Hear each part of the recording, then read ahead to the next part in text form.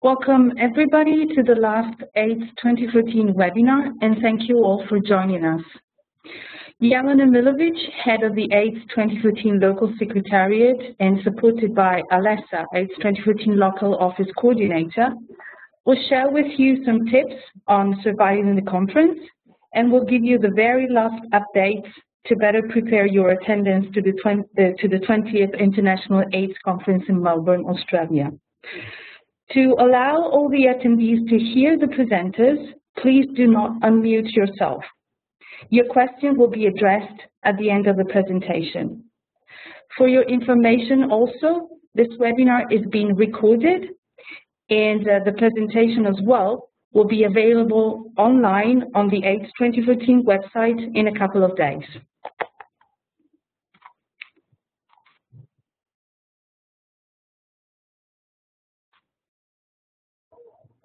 Jelena here. Thank you all for joining this webinar. I can't believe how close we are to the conference, so I guess it's the right timing to figure out how to navigate it. So I'll try and give you some insights, and please feel free to ask me any questions you may have. So yeah, it's the first time I do a webinar like that, so bear with me trying to navigate it. There we go. Before leaving. So this is just a little checklist for you to make sure you're all set before you go to the conference. So you have your airline ticket, so you have your passport valid, your visa, your letter of invitation. Something I might add to that is you want to make sure you have your health insurance all covered, travel, and that can come handy. I hope not, but you never know.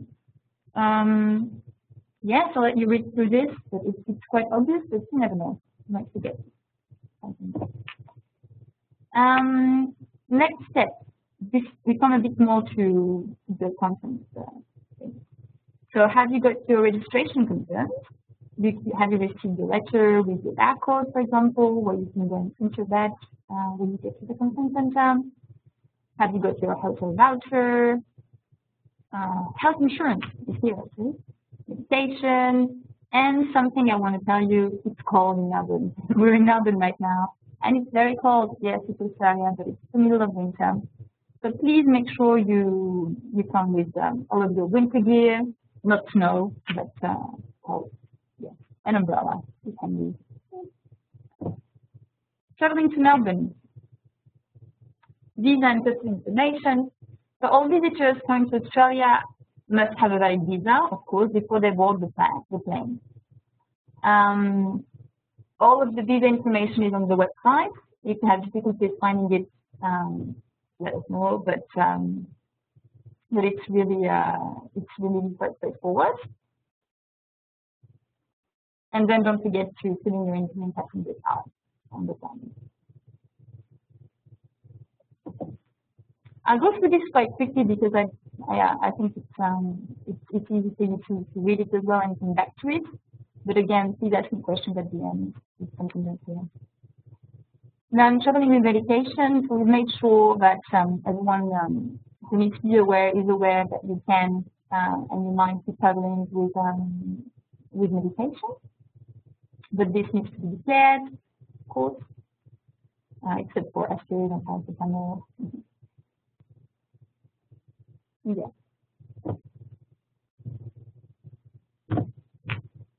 Arrival at the airport.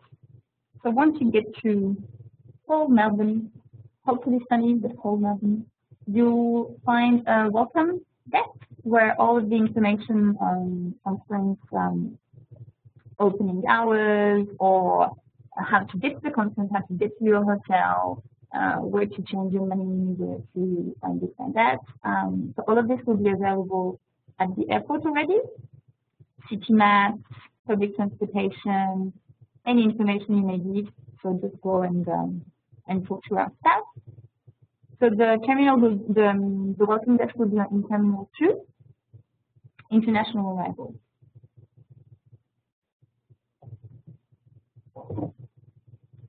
Transportation.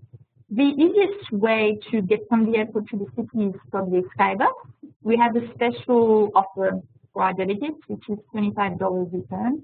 That's quite cheap, and it's really handy and quick. Skybus will take you from the airport to a train station called Southern Cross, and from there you can have a shuttle bus getting you to your hotel. So it's really convenient, really easy. It runs 24/7, all day, all night. I really recommend that if you want a cheaper option, and it's very efficient as well. You can also take a taxi, of course. Within Melbourne, Public Transportation Victoria has given us a good deal as well, which you can also buy online or at the conference if you forgot to do it. And it's $20 for the whole conference week. And you can travel anywhere in Zone 1 and 2, which means anywhere in Melbourne. Delegates will not register to the conference, so won't have a badge. You need to purchase a Mighty card, and these can be bought at train stations and topped up at the 7-Eleven store, for example. It's that's the regular option that we use in Melbourne, but for our delegates, we have a special deal, which I just outlined before. Now, when you get to the conference, that's when the fun starts. And well, first of all, you've got to go from the conference center to your hotel to the conference center. This is a little map that explains you where the conference center is. It's called the MCEC, Melbourne Convention and Exhibition Center. As you can see, it's along the beautiful Yarra River on the south bench, and it's really close to that Southern Cross station I was referring to before, where you'll get dropped off with your Skybus.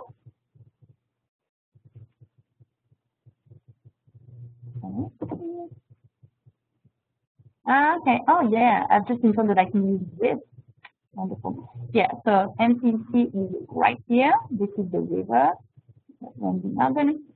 This is Southern Cross station, and that's Flinders Station, the other big train station. So if you know where Southern Cross Station is and where Flinders Station is, you kind of pop it. And this grey box is what we call the CBD, the city center, where your hotel is probably located. Registration opens on Saturday, 19th of July at 1 o'clock. And as of then, you can collect your badge and enjoy everything that conference has to offer. This will be, the registration area will be at the exhibition center, on the exhibition center side. The conference center is quite big, but if you look for exhibition center, you'll find it. And this is signage. Door 2 and 3 is where you get your badge from. And then you can go everywhere in the conference. Without the badge, you can't. This is a floor plan of the conference center. So as I was saying before, the conference center is on the Yarra River. This is the bridge that crosses the river and where trams stop, 96, 109, 112. So if you try and come by tram, this is probably where you'll get dropped off. And you'll reach the conference center through this door, which is the main entrance on the exhibition side. There's another big door here on the convention center side, but this one is accessible only with your badge. So before you get your badge, you can come only with here. You have to walk, get your badge at registration, and then you can go to the badge. So that's it. I'll leave the slide up for a few minutes or a few seconds for you to get familiar with. So basically, that's the shape of the building, the exhibition bay and what we call the convention center. They're both linked. They're just one building that's different shapes. These are the session rooms: media center, exhibition posters, registration, and global village.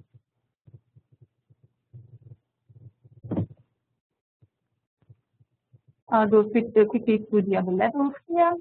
So we've got level 1 that has access to the big rooms that we were talking about before, and a few other rooms here, and another big room, a big room on level 2, as well as the positive lounge, also located on level 2.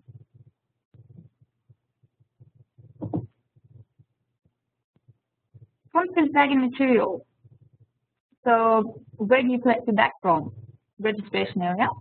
Same as your badge. You just have to walk through the registration area and you'll see signs saying material collection, material pickup, and this is where you get your bag from. Your bag contains flyers, information, gifts, maps, anything you may need, and a really pocket program, as well as a USB stick, which no, the USB stick you can buy. The program is available as a pocket program that you'll find in the bag. You can also buy an abstract book or a USB stick to get full detailed content on site at the registration desk. This is a bit of information around accessibility. Accessibility for people who might need the pocket program in Braille, for example, in Braille, or an electronic version, maybe larger screens. If they need maybe a wheelchair or parts. So all of this information can be found at the accessibility desk in the registration area as well. The opening hours are the same as for regular registration desk. We also have the childcare facility for the green shoes. It's located here, so in the exhibition area. You need to register beforehand if you want to bring your child to the conference and access the facilities. And a bit more information about engagement tools. I might hand over to my colleague Alessa, who's coordinated those, and can give you more information, but I guarantee there's a lot of very interesting tools you might want to know. So over to Alessa. Hello everyone. Just a brief overview of the engagement tours. So as you can see, from Monday the 21st until Friday the 25th, we offer quite a big range of different tours. Overall, we got 12 different organisations that kindly have offered to host those engagement tours. The engagement tours are a great opportunity for you to get a good insight into HRV facilities and so forth here based in Melbourne, and to see how they work and to get a good insight. So as you can see on the slide, there's different areas that we have covered and different times that those tours lead. Some of them actually offer 2 tours as well, so that gives you a little bit more flexibility in regards to the timing. You also find more information on our website. The most important thing is once you have selected one of those tours that you would like to attend, please make sure that you contact the actual organisation hosting the tour. You find their contact details on the website, and please contact them and register with them.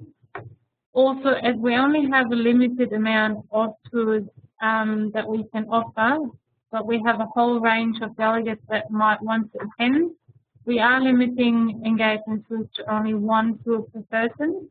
Of course, those tours are free of charge, and we encourage you all to sign up as soon as possible to make sure you can get the spot in one of those engagement tours that you're interested in.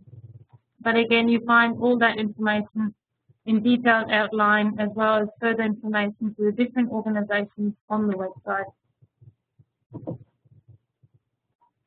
Thank you, Alessa. Back to the conference center. So you will find information Alessa just gave you, as well as more at the information desk. Times of operation is same as for registration. As of Saturday, you can get all of the information you need from the information desk.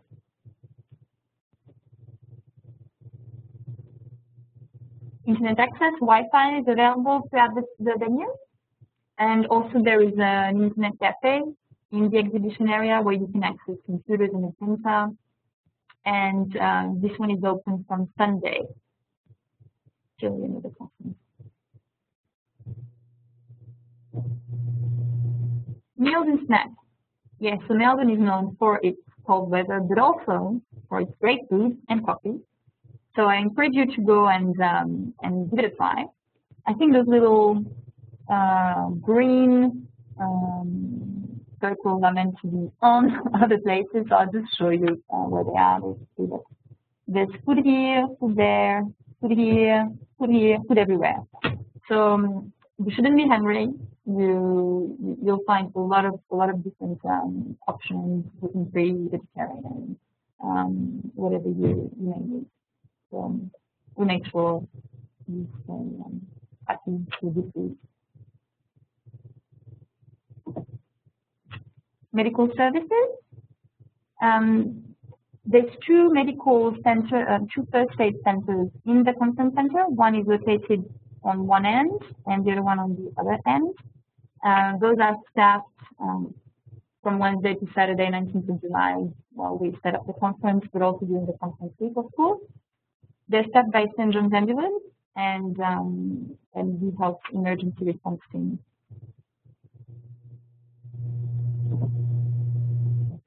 Harm reduction services also available.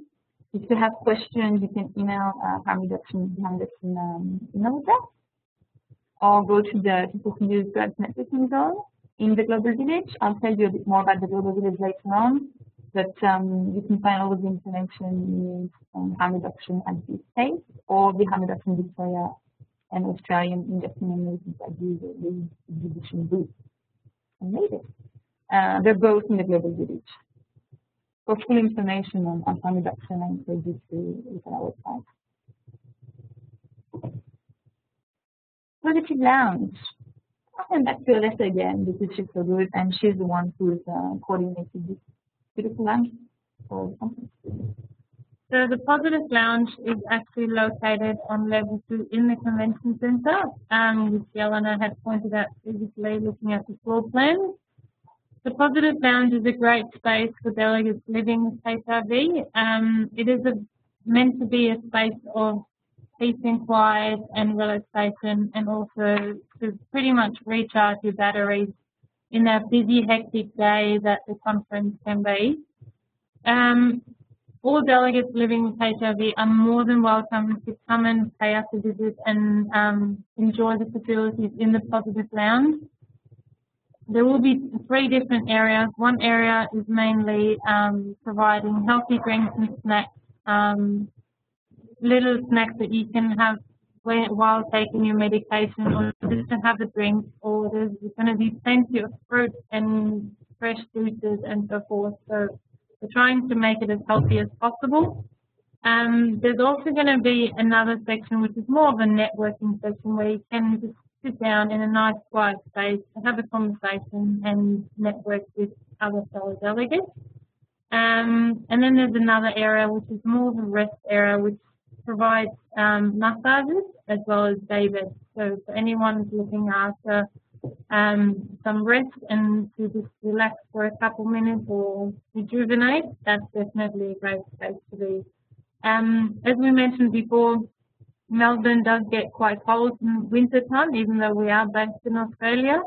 But in order to give a bit of a change to the cold and grey day that a winter day here in Melbourne can be, we are making the Positive Lounge a space that is garden and full of bright colours. So definitely a great change and definitely worth a visit.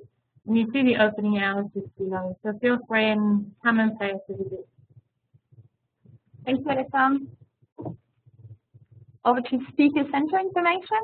So the Speaker Centre is located on the same level as the Positive Lounge, level 2 of the conference centre, and the opening hours are listed below. If you are a speaker, I believe you have all the information you need, but in case you don't, please visit the Speaker Centre. Who can go to the Speaker Centre? All invited speakers, chairs, ORAP presenters, poster presenters, also discussion presenters, and workshop facilitators. So you go to the Speaker Centre if you're one of those, well, at least 4 hours before the start of your session, although earlier is always better. So you'll have to go there, give your presentation, you will get in the system, and magically appear on screen 4 hours later. It's mandatory that you go and check in because of this great system that we have. We need you to go and give your presentation at the Speaker Centre so it can go live in the room. there's close to 20 different rooms in the center, so this makes it easier for everyone. So please make sure you come on time. Media Center. So the Media Center is open from Saturday until Friday at midnight. There's a 24-hour access. It's not staffed 24 hours, but there's a 24 access to the Media Center. It's restricted to media only though. You need a media badge to get in the Media Center. The Media Center offers facilities to book two different press conference rooms if need be. The schedules are available until online, I think, in mid-July. There's also 2 meeting rooms and 3 interview rooms easy to use if you're media. Where will you get more detailed information about your journey as a media? At the media training and briefing, which will happen on the Sunday at the start of the conference in the morning at 10:30.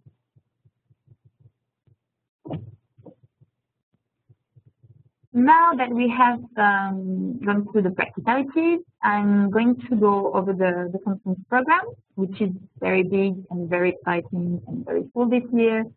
So it's a little bit overwhelming to try and search in our program at a glance, but that's just because the program is great and there's a lot of content for you to choose from. There's of course plenary sessions, starting on Sunday with the opening session, and then every morning, Monday, Tuesday, Wednesday, Thursday, Friday, I'll let you read through guest speakers. I find it really interesting this year. So the main plenary sessions are where are we now, what's holding us back and how do we move faster, no one left behind, setting up the pace, and where are we headed? Follows the big path. On Friday, you have also the rapporteur session, very interesting, and the closing session. There's also a lot of non-abstract driven sessions you might be interested in looking at. Symposium sessions, very high level and just on a single defined topic. Bridging sessions, trying to connect all the program components, which are science, community, and leadership and accountability. They provide multi-perspectives on those 3 aspects of the conference. And also special sessions. So these are really world-peace research or community or leadership leaders. As for the abstract-driven session, you can choose from oral abstract sessions, oral poster discussion sessions, and the oral poster discussion sessions are held from 1 to 2. Try to have them in the middle of the day, so you can have a bit of time and maybe eat while you listen. And the poster exhibition, of course, will feature more than 1,000 posters this year. Yeah, please make sure that if you're particularly interested in a poster, you might want to know that they're displayed for only 1 day, so don't miss them. And then professional development workshops. So these are smaller sessions where they're workshops, so you can participate and get a bit more face-to-face interactions. They are also happening in 3 pillars of the conference: scientific, leadership and accountability, as well as community focus. All of the sessions are listed on the program at glance on the conference website. I'll let you make your own little dictionary. And now the Global Village. So the Global Village is one of my favorite areas in the conference. It's a very big space that's free for everyone to access. So whether you're registered to the conference or just want to visit, you can just come and have a look. It features sessions, exhibitions, art, anything you can find in the community space will be presented at the Global Village, but also some scientific content and leadership. Really interesting program this year again. The Global Village will be open as of Sunday this year, so this gives you an opportunity to come when you come for registration, for example, you can just walk through the Global Village and go and get your badge as it's true on Sunday. If you're exhibiting at the Global Village, of course, you go to separate confirmation that something you can come down here. It's just if you're exhibiting. Questions? It's a little bit funny to not see your reactions face to face, so please just email me your questions, I guess. Thank you. Or say hi. Yeah, say hi. And you can say hi. Thank you. So any question for Jelena or Alessa? You can raise your hand. There's a button on the right side of the screen, or you can also use the chat if you want.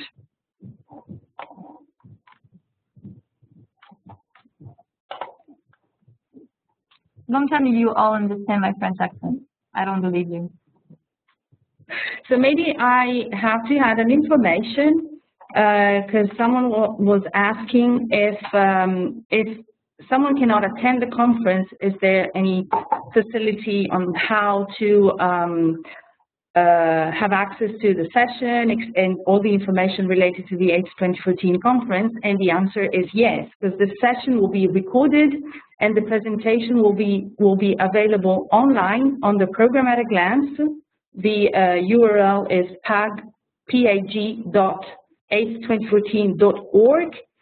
But you will need to allow us 24 to 48 hours to upload the recording and the presentations. Thank you, Pam. No problem. Is there a schedule already for the speech of Bill Clinton? Good question. I don't know if we have the answer yet. A schedule meaning a time where you'll be speaking, or an agenda for the topic?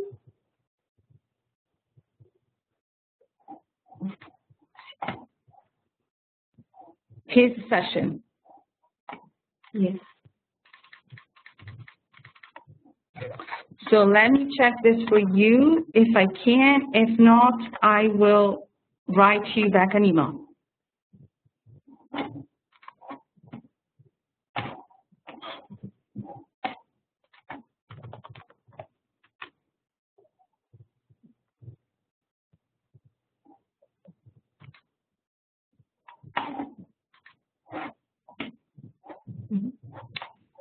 So it's a special session on the 23rd of July at 10:12 in Plenary 2. And the title of the session is Put Patients' Health First to Improve Outcomes and Program Efficiency. So 23rd of July, 10:12, Plenary 2.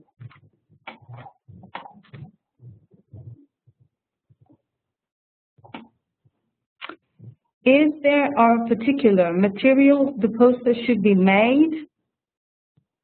For instance, can it be in flex, banner, material, vinyl? It's Helen here. You haven't heard my voice before, but I can answer that question. All the instructions for poster exhibitors are available online. And Rex, we can send you the link for that, Rex Joshua, who asked the question. But if you go to the website, you look under abstracts, you'll see there are, let me find this person. Yep, on the right-hand side, there are templates for download, and that will explain all the requirements for the poster exhibition. There's a range of materials that you can print it on, but I guess they can't be too heavy, otherwise they won't be able to be attached to the poster board. There's poster exhibition guidelines on the right-hand side of the abstracts page on the website.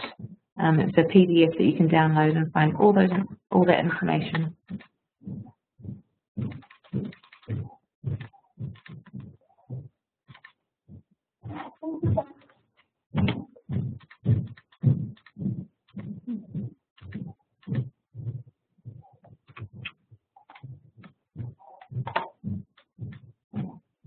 other questions?